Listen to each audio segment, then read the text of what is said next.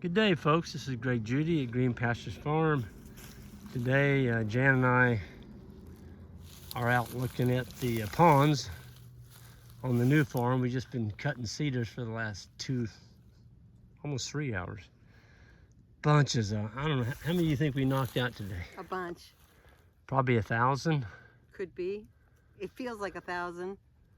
I feel like at least 1,000. We found some really nasty old draws that we dumped them into. Most of the cedars were 1 foot to 3 foot tall. And they'd been brush hogged. Yeah, they've been brush hogged. So they were angry. They had a big old stalk on them and not much top. Well, what's interesting, Greg, is we said we would go by here on F, and the fellow who owned it were like, oh, he needs to get out there and cut those cedars. Well, we now own it, and we got the cedars off. Yeah, it's kind of, I don't know what you call it, deja vu? Yeah, yeah. But show them this lovely pond. Yeah. Yeah, this is pretty cool. I don't know how many bass are swimming out there in front of us, but it just looks like a whole school of sharks. I don't know, there's gotta be 150 right here in front of us. And there's some bluegill in there too. This has got our name written all over it.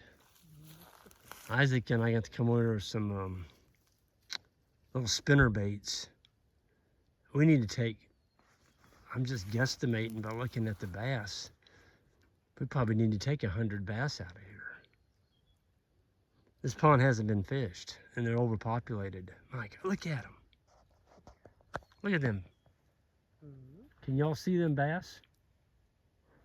I mean, I know you can because I can see them in the video. Isn't that? I mean, look at that. That's just one spot. Look over here.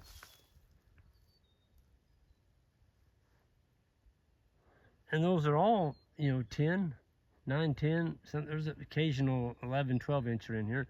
But if we took, let's say half of these out of here, within 2 to 3 years, you'd have some 3, 4, 5 pound bass in here. Right now, there's just not enough food, and that's as big as they're gonna get, right there. I'd hate to guesstimate how many bass are in here. There's a bunch. But what are we doing over here, Greg? What are the purpose? Well, Not just to look at the fish. Well, honey, I like looking at fish. That's the purpose. That's why I told you we're coming over to look at the fish. But also... And let Venus get in the movies. Yeah, she wanted in the movie. She always wants to get in the movies. Yes. How old would you say she is now? 79? No, she's 10 years old. So that'd be 70. 70 in years people old. age. She's been a good little healer. Yes, she has. She But can't hardly go anywhere without, you got to bring her. No, yeah. But anyway. The reason we came over here, we're looking at rock skirts on this pond. This pond has been here for, let's see, my family moved here the second time in 1965. It's been here ever since then. And I can remember the old guy who owned it in those days was Howard Richards. And he had a son, he just passed away, Wayne Richards.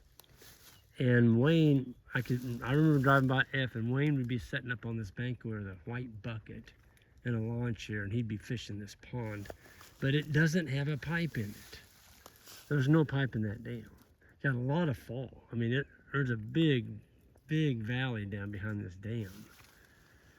But that side, oh golly, look at that. I know, I get distracted easy. I like to fish. That side over there looks like a really good side, especially about right in there to put in a rock skirt. I'm gonna walk on down this bank. Well, look at that, I just scooped a bunch of fish. I'm gonna walk on down this bank. Okay, we got muskrats. There's a muskrat den. There's another muskrat den, or a run. There's another button, easy to catch right there. Just put a conibear in there and you got him. Oh, look at that, there was a duck. Duck. I wonder if they're raising in here. We jumped up too. I thought they were all gone, but there was another one up there. She might be on a nest. That'd be cool. see little ducklings. This pond's down. There goes another one. They do have a nest in here. No, I'm not a duck guy. I don't know what kind of duck that was. You duck hunters probably know by the sound of that one. Now I'm up in here, I see a lot more bluegill, but this has got a little better, this has got a whole lot better angle to it. See, we're so steep up there coming down. I'm afraid we go cutting on that bank over there, it's gonna get messy. So right here, I'm just gonna have Johnny look at it. I do like this angle better right here. Come right down this bank, put a good thick layer of rock from about that autumn olive all the way down. See, the pond's down about 3 foot. So this would be an excellent time to get in here, dig this out, put the big rock on it. Ideally, what we're wanting to do is put a rock skirt on each side of this pond. Because on this side, this pond's got to go 3/8 of a mile watering animals going that direction. And on this pond, I'm sorry, going east, it's got to go 1/4 mile or more to get to that next pond. So, man, it'd be sweet. Yeah. Well, we've got some things to decide. First one is to get Johnny over here and let him look at it. He's the one that is going to put them in. I'd be afraid to get down in here, the skid steer, but he makes it look so darn easy. Well, you all seen Johnny put them in. He is a craftsman on a skid steer or a dozer. Man, look at the fish out there. Holy moly. I gotta get over and catch some of these. Oh, it's killing me. I gotta get out of here. But yeah, so if we can get a skirt on both sides, we've got a water access point. What it does is it opens up this land big time because we don't have pressurized water yet. If we do get it, it's gonna be really sweet because we've already got 5 frost-free water tanks mounted on concrete, and all we got to do is, when we get our water meter, is plumb into one of them. And all these waters are all hooked up with 2-inch PVC pipe. So we got tons and tons of capacity and pressure. One of the things I'm going to do is we're going to dig down and find that pipe, and I'm going to put in quick couplers. Because, you know, if we get up to, let's say, a couple hundred head over here on a hot summer day, you know, those frost-free tanks, they just don't have the capacity. They only hold 20 gallons. I'm going to show you, ouch. I'll show you what I'm talking about. Let me zoom out. There we go. There's one right there. See it? That tank's 400 yards from the pond. But there's that one.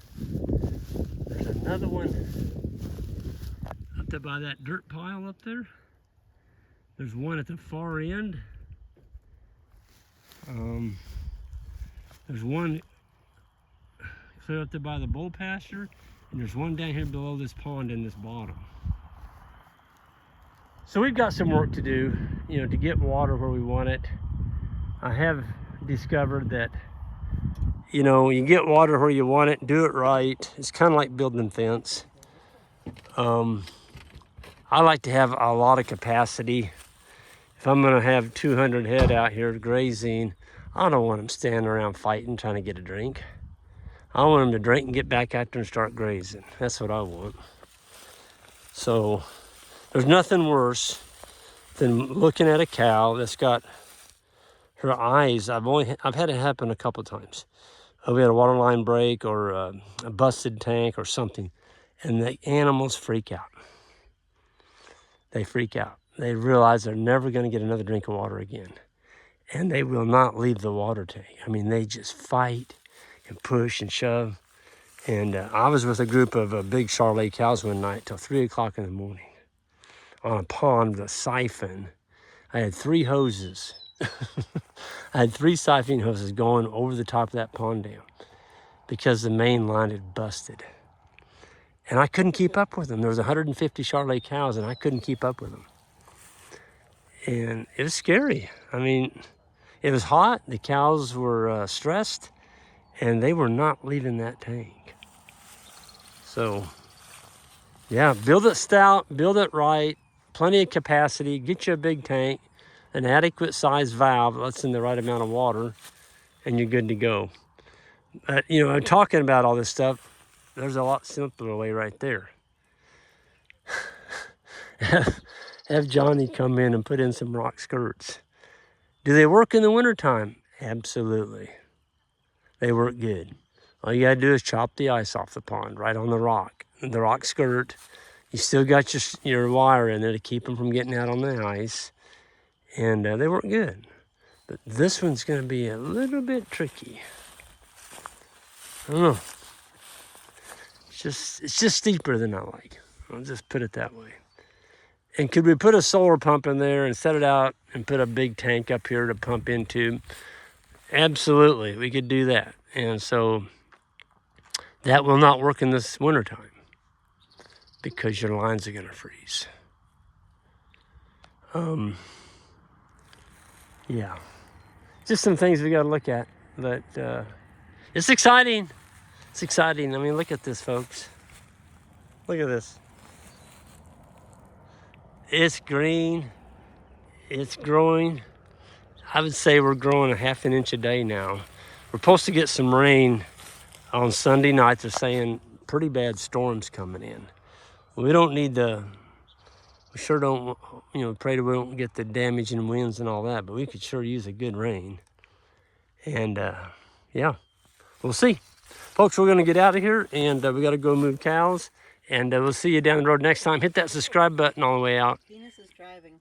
Oh, and Jan said Venus is driving home. Venus, are you driving home? Huh? Goofy dog.